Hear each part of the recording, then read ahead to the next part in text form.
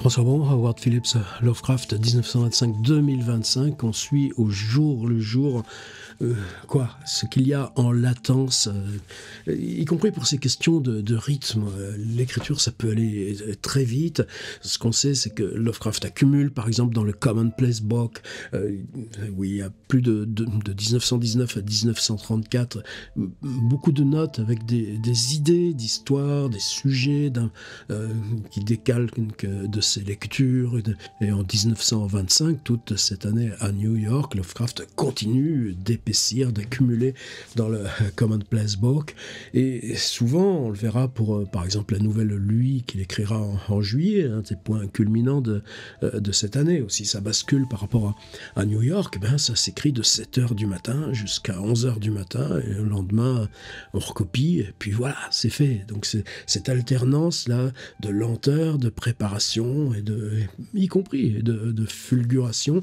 Et là, la chance pour nous, c'est de disposer d'un outil où c'est au quotidien, heure par heure. Alors aujourd'hui, 26 février, jour important parce qu'on va retrouver là, Let Us to Family, une lettre à sa tante Annie. Alors la lettre à sa tante Annie, elle va surtout parler de justement Annie Gamwell, qui est apparemment là, qui est partie, comme ça se fait beaucoup, toujours aux US, pour le mois d'hiver en Floride. Elle reviendra par Saint Augustine, par Washington, et ça fait partie là, de ce que Lovecraft va lui suggérer de faire. Et parallèlement, manque une lettre qu'il mentionne là dans cette correspondance avec Annie Gamwell.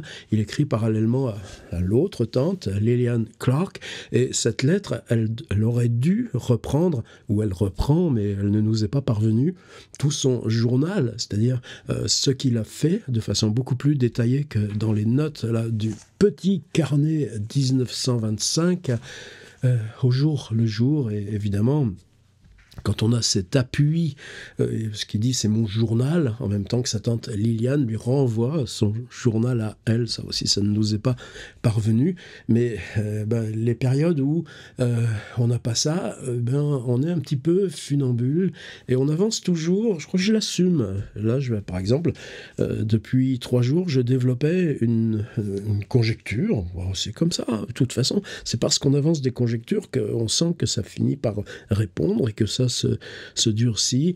Sonia a été licenciée d'un grand magasin à Cincinnati où elle travaillait depuis 4-5 mois, mais elle a eu 2 épisodes encore de santé fragile. On l'a licenciée, c'est sans pitié ce monde libéral et capitaliste là, qui définit évidemment toujours les États-Unis aujourd'hui, et elle est revenue à New York, et on a dans le carnet ces notes, tout ce qui concerne The Boys, c'est-à-dire la bande de copains. C'est toujours développé en grand détail, très repéré, oui, parce que comme si c'était pour lui la vie professionnelle, et que finalement, la vie intime, la vie de couple, c'est pas quelque chose qui regarde forcément les autres, même si tous les jours, là, depuis quelques jours, on avait cette notion, Met S.H., donc il retrouve Sonia au Tiffany, ou alors au Milan en ville, ou au Taormina, c'est-à-dire qu'ils se retrouvent pour dîner ensemble.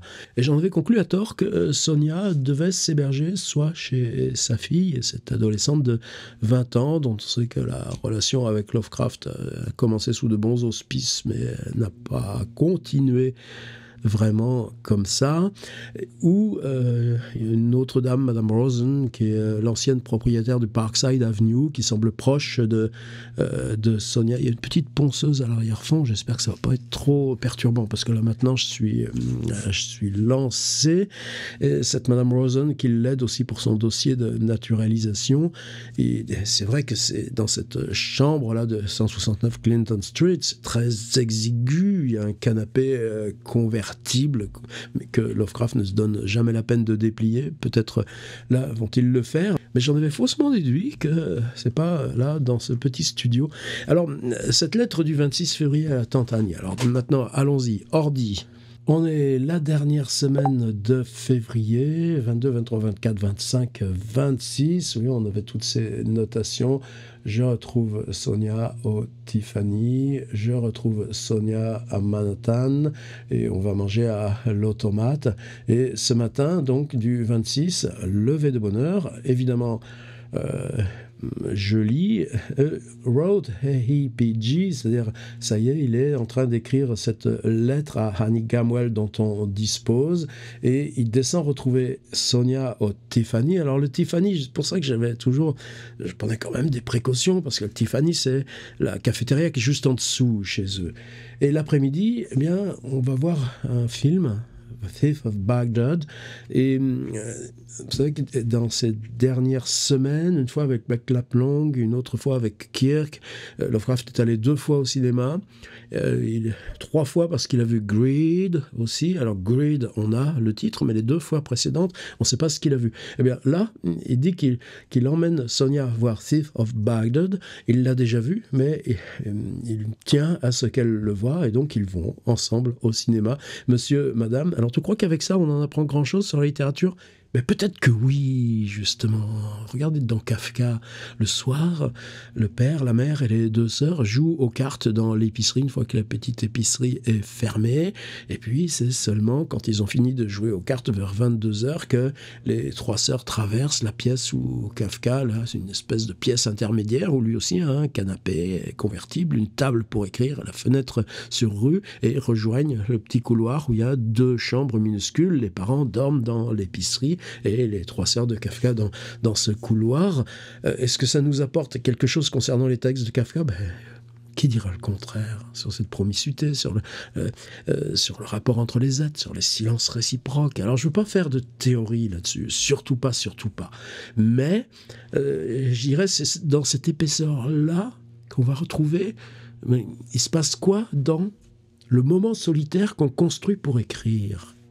Et qui est un moment tout aussi socialisé que le fait que chaque fin d'après-midi, Kafka retrouve ses copains à Prague et qu'on est dans des bistrots. Lui, bien sûr, il n'est pas question de bière ni quoi que ce soit. Il est tubercule, parfois un verre de lait, la plupart du temps simplement une limonade, mais on est entre copains, on lit, etc. Et nous, hier soir, on a vu que, donc la veille au soir, et ça c'est des heures totalement disjointes de celles de Sonia. On est chez Belknap Long. Il y a l'ensemble de la bande, donc ils sont 5, et ils vont lire. Ensuite, il va revenir avec Loveman, on saura par Kirk qui reviennent à 3h30 du matin. Et ils ont passé la soirée ensemble à lire des poèmes. Et oui, c'est ça que j'essaye, non pas d'assembler moi, mais d'essayer de laisser ça se fabriquer en nous. Alors aujourd'hui, bien justement, quelque chose va nous mettre sur la voie. J'appelle, donc ils vont voir le cinéma, donc on doit déjà être en fin d'après-midi. C'est jamais sûr, là, puisque une grande partie de la vie est nocturne. Je fais signe à Kirk, et avec Kirk, on s'en va faire quelques courses. Out for provisions. Ce qu'on trouve pas quand Lovecraft et Kirk sont juste tous les deux. Et Sonia, elle leur prépare du thé. Enfin, elle leur prépare. Oui, on prépare pour, justement, all free heat. Et tous 3, on mange. C'est-à-dire qu'ils sont allés faire des courses, Lovecraft avec Kirk, et Sonia, vivant ici maintenant depuis 4 ou 5 jours, bien, c'est l'occasion de se retrouver un peu aussi avec le voisin du dessus. Vous savez que, par exemple, à son dernier séjour, quand elle avait été justement une crise de santé, là encore, ils avaient loué une chambre, là, dans 169 Clinton Street, et donc Sonia avait cette chambre à côté de celle de Kirk, une chambre aussi qui a servi, qu'on peut louer comme ça la nuit, et qui a servi à héberger aussi la tante Lillian. Et Kirk avait laissé sa chambre à Lovecraft pour qu'il puisse être à proximité immédiate de Sonia. Et vous vous souvenez peut-être que le matin, il leur avait apporté un peu de café. Donc il y a cette relation, et c'est quand même compliqué parce que dans les lettres de Kirk à sa fiancée, cet aspect-là, Sonia n'est jamais mentionné. C'est quelque chose dont il ne fait aucune part à Lucille. Sa compagne restait à Cleveland. Donc, bien, voilà, on a fait des provisions. Sonia complète avec du thé et all free.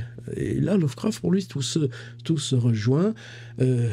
Kirk remonte dans sa chambre et là, Sonia disparaît. Wash dishes. Donc, c'est lui, Howard, qui fait la vaisselle. Nous en tiendrons compte pour la postérité. Et puis, retire, c'est-à-dire on va se coucher.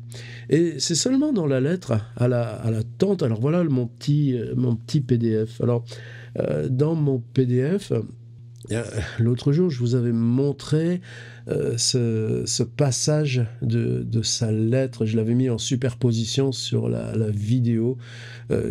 Une des phrases les plus inqualifiablement racistes de l'ensemble de la correspondance. Une suite de petits points comme ça, mais c'est jamais des choses isolées. Sonia elle-même reviendra avec une grande humanité sur ce côté irrécupérable, en tout cas ce côté insoluble en Lovecraft de ces positions racistes.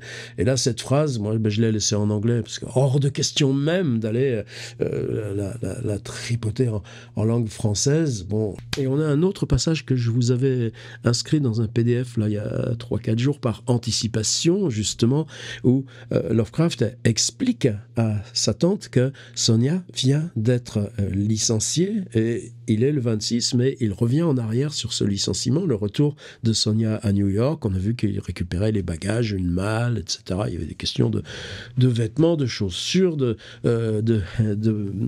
laverie et tout ça. Bon, tout le quotidien d'une vie civile ordinaire, on l'assume. Toutes ces représentations là du Lovecraft. Regarde par exemple Kafka. Vous savez que dans le journal, on a toujours une image où on le voit lui comme ça, et à côté souvent il y a un grand chien. Et c'est une image qui pour nous est forte parce qu'il est justement c'est une photo de fiançailles. C'est une photographie avec Felice Bauer, et dans cette lettre de fiançailles, au milieu, entre eux deux, on a un chien, un gros chien blanc. Donc c'est déjà un truc de symbole vachement bizarre. Mais si on prend la photo de Kafka, une photo avec Felice et le chien, et qu'on enlève Felice, on est dans une distorsion. Et nous, c'est ce travail de recompléter la distorsion. C'est-à-dire que dans ce passage de la lettre à Annie, alors je reviens là, donc on est donc dans le volume des lettres là, aux deux tantes. Il y a ce passage qui est vraiment important parce que Lovecraft prend acte que cette idée de prospérité relative, bon, c'est des petites choses. Il a $35 par mois de la famille. Il arrive à être entre 35 et 50 par les publications d'articles sur Weird Tales, quand même, déjà. Et le reste, c'est Sonia qui abonde, et qui prend en charge le loyer, etc. Il y a ce texte très beau, d'ailleurs, dans les mémoires, où elle dit que de ne pas le laisser manquer de quoi que ce soit qu'il puisse manger à sa faim, et puis rouspétant, parce que Lovecraft, cet argent qui est fait pour se nourrir ou se vêtir, il change pas ses vieux croque-noix ni son vieux manteau qui est pas un manteau d'hiver, et puis qu'avec ça, il s'achète des livres. Et Lovecraft, il y a cette phrase qui... oui, non, on va pas, c'est pas dans l'affect, c'est pas dans l'émotion, mais il dit, c'en est fini de cet équilibre où il s'agit de construire la vie solitaire d'un auteur au travail. C'est-à-dire que pour lui, le 169 Clinton Street, c'est le lieu où se construit la vie d'auteur, parce qu'on a la totalité des heures qui peut s'ouvrir à la lecture, à l'écriture et au compagnonnage avec quelques amis choisis qui sont eux aussi dans l'écriture, dans la littérature. Et c'est à cause de ça peut-être que je n'avais pas fait vraiment suffisamment attention à ce que nous dit Lovecraft. Enfin, on a comme ça une notation raciste tellement, tu dirais, mais non, je ne peux même pas garder ce livre chez moi. Bon, c'est plus compliqué que ça. Pour le reste de la semaine, Elle a obtenu un engagement temporaire. Alors donc, là, on est dans le jeudi. Vous savez qu'il y a toujours un décalage. Nous, le 26, c'est mercredi. Le 26, c'est jeudi. C'est-à-dire que Sonia, là, depuis son retour de New York, bon, effectivement, peut-être elle n'était pas à Clinton Street. Peut-être il a fallu là, 2-3 jours là, de réadaptation et qu'il se retrouvait comme il pouvait, mais quand même, tous les jours. Et là, pour le reste de la semaine, donc, est-ce que c'est cette fin de semaine quand est-ce qu'elle a trouvé ça? Lovecraft ne dit rien d'autre. Mais elle a obtenu un engagement temporaire, une agence d'intérim, non, c'est pas ça, mais un petit job dans le domaine de la conception de chapeaux. Alors, à cause de ça, dans le Times, en petit hommage à Sonia, j'ai découpé une belle photo. Alors, vous voyez là, c'est l'arrivée des chapeaux de Paris. Mais elle, donc, ce métier qu'elle exerce, là, ça va être chez un fournisseur, enfin en tout cas un fabricant, de concevoir des modèles de chapeaux et probablement en suivant ces tendances-là. Et moi, il y a toujours cette admiration là, dans le Times, puisqu'il ne s'agit pas de faire des photos avec des mannequins ou des modèles, mais il s'agit d'un travail de dessin presque cette abstraction de l'art nouveau, et cette écharpe là, qui est juste dessinée avec des petites lignes, ces courbes comme ça, ellipsoïdes, voilà, c'est un petit hommage à Sonia. Mais donc, elle reste ici. Donc, elle a obtenu un engagement temporaire dans le domaine de la conception de chapeaux, ce qui l'aidera un peu à s'en sortir. À noter, c'est pas nous aidera, mais l'aidera. Elle reste ici, donc, oui, elle habite Clinton Street.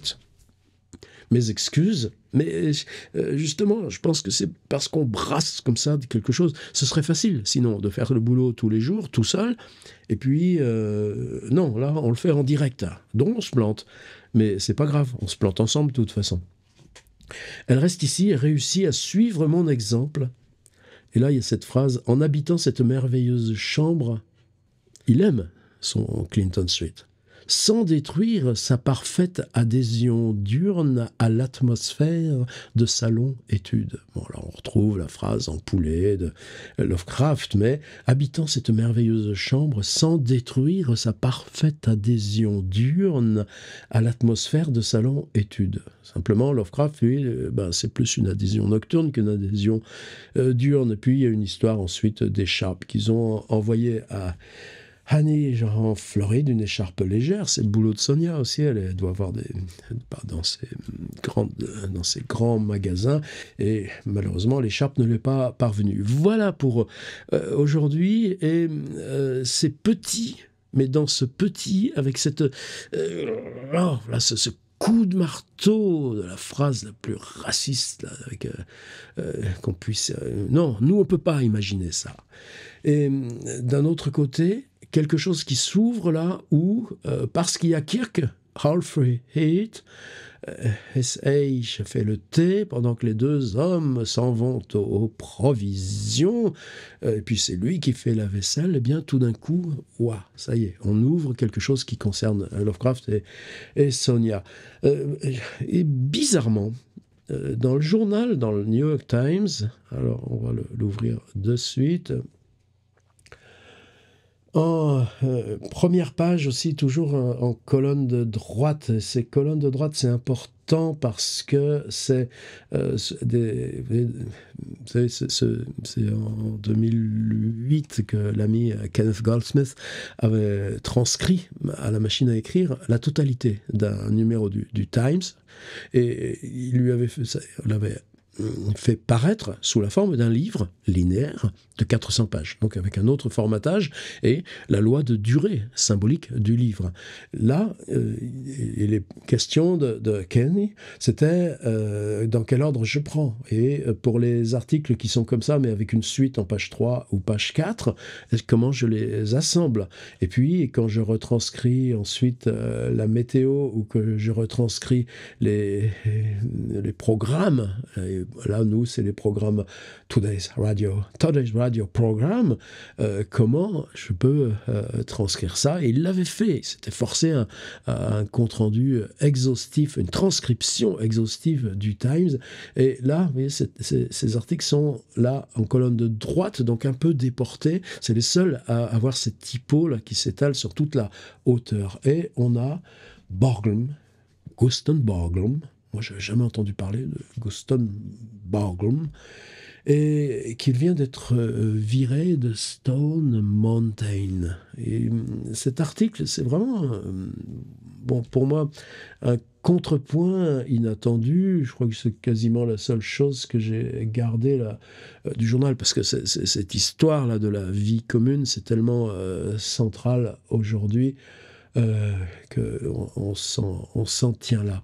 Mais l'histoire de Borglum, on connaît le Mount Rushmore, cette grande falaise avec les visages géants sculptés des présidents des États-Unis, monument tellement symbolique de l'histoire US, ben ça c'est Borglum. L'affaire est jugée à Atlanta, en tout cas on est dans le sud, et c'est dans le sud un hommage aux soldats confédérés, aux soldats sudistes.